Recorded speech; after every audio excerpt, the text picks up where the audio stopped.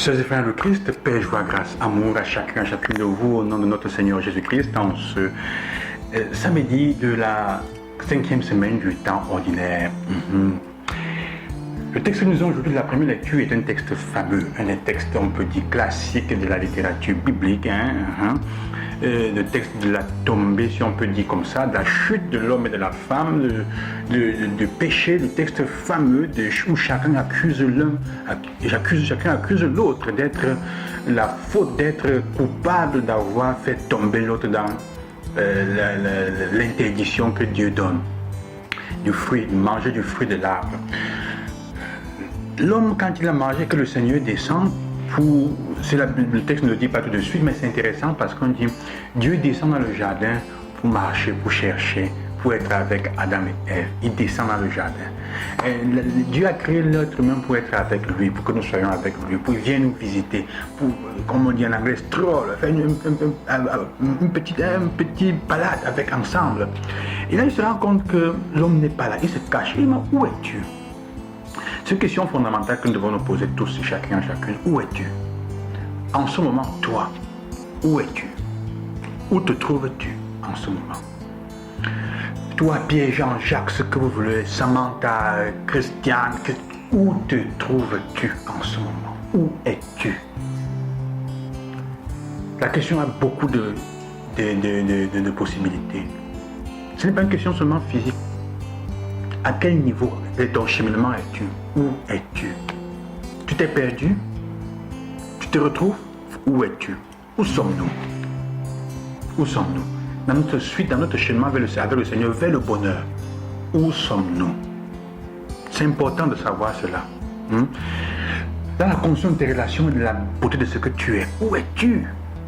On ne voit pas la personne que tu es, on ne voit pas tu as perdu l'essence de ce que tu es, la qualité, la beauté de ce que tu es quelque part. Où es-tu? Où suis-je? Il dit, j'ai entendu ta voix et j'ai pris peur car je suis nu. Je me suis caché. Au début, ils étaient nus, ils n'avaient pas honte. Maintenant, il est nu et il se cache. Il se cache. Le péché nous fait nous éloigner de Dieu. Quand nous pensons être trop intelligents et sages, nous avons une mauvaise idée de Dieu. Nous pensons pouvoir nous autodéterminer et être notre propre Dieu. Nous nous éloignons. Nous avons peur. On fuit Dieu. On le fuit. Ce qui est important, c'est que la réaction de Dieu par rapport à ça est double. D'abord, il leur montre que leurs gestes et leurs choix ont des conséquences. Il demande à l'homme, qu'as-tu fait? Tu as mangé tu avais interdit de manger le fruit de l'arbre. Il ne dit pas oui. Il dit, la femme que tu m'as donnée, c'est elle qui m'a donné le fruit. Et le Seigneur, au moment opportun, il va faire comprendre quel est le grade de responsabilité. Chacun de nous a une responsabilité. Il faut prendre la responsabilité de tes propres actes. Parce que la femme va dire sur le serpent. Le serpent ne pouvant pas parler, il ne peut pas se défendre. On accuse ceux qui ne peuvent pas se défendre. Il ne peut pas se défendre. Mais le Seigneur va leur dire, ça a des conséquences. Vos choix ont des conséquences. La conséquence pour le serpent, il perd ses jambes, il rampera. Vos choix ont des conséquences non seulement sur vous, mais même sur ceux qui sont autour de vous, sur l'humanité, sur la nature, sur toute la création. Ce que je voudrais noter important, c'est que le fait que à chacun d'eux, il donne une conséquence en fonction de l'acte qu'il a fait. À la femme, elle souffrira des douleurs de l'enfantement pour ce qui est passé. À l'homme aussi, qui semble accuser la femme, il dit simplement, toi-même, tu vas manger à la sueur de ton front. Il fait comprendre que même si tu dis que c'est la femme que je t'ai donné, c'est elle qui l'a donné à manger, mais tu as dû prendre le fruit pour mettre dans ta bouche. Je t'avais pourtant dit, il dit, c'est à toi que j'avais demandé de ne pas manger. Et tu viens maintenant dire que c'est à cause de la femme, elle t'a forcé, t'a attaché les mains pour te donner à manger. Prends tes responsabilités.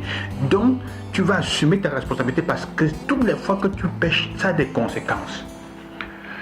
Et Dieu ne peut pas réparer les conséquences. Il peut, comment dire, à ta place, il peut te sauver, te donner le pardon. En effet, malgré cela, Dieu prend soin de l'homme et de la femme. Qu'est-ce que le texte nous dit comme ça?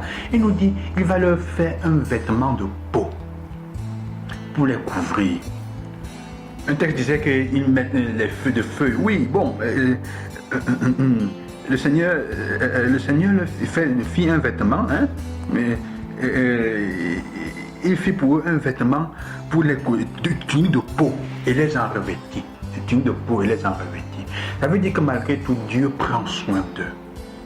Ils ne peuvent plus vivre dans le jardin. Ils ne peuvent plus vivre dans le jardin. Il les chasse parce que c'est la conséquence de leur choix. Désormais, ils se trouvent comme si c'était en compétition avec lui. En effet, il dit, mettons-les dehors parce qu'on ne sait jamais. Ils peuvent encore se réveiller le matin en pensant qu'ils vont vouloir prendre l'arbre de la vie. Comme ils sont déjà capables de choisir, de décider qu'est-ce qui est bien et ce qui est mal, mettons-les dehors parce qu'ils risquent de vouloir arracher aussi l'arbre de la vie encore pour se faire du mal. Mais c'est la conséquence de leur choix. Chacun de nos choix a des conséquences que nous devons accepter. Il faut apprendre à prendre des responsabilités dans ce que nous avons fait. Ne pas rejeter nos responsabilités de nos actes, les responsabilités de nos actes sur les autres. Assumons-les.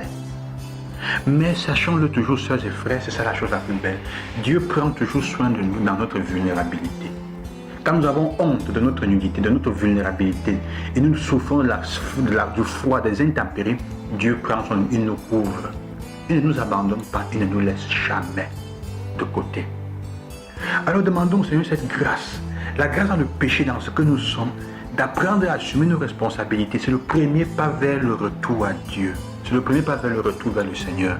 C'est le premier pas. Et il nous cherche toujours, il descend toujours vers nous, il vient toujours vers nous. N'ayons pas peur, n'ayons pas honte. Je vous bénis au nom du Seigneur et je vous souhaite un bon cheminement, un bon discernement aussi des esprits. Ne nous laissons pas tromper par le malin. Ça dépend de nous. Assumons nos responsabilités, n'accusons pas les autres de ce que nous avons fait. C'est le premier pas vers la dignité. Assumer ce que tu es.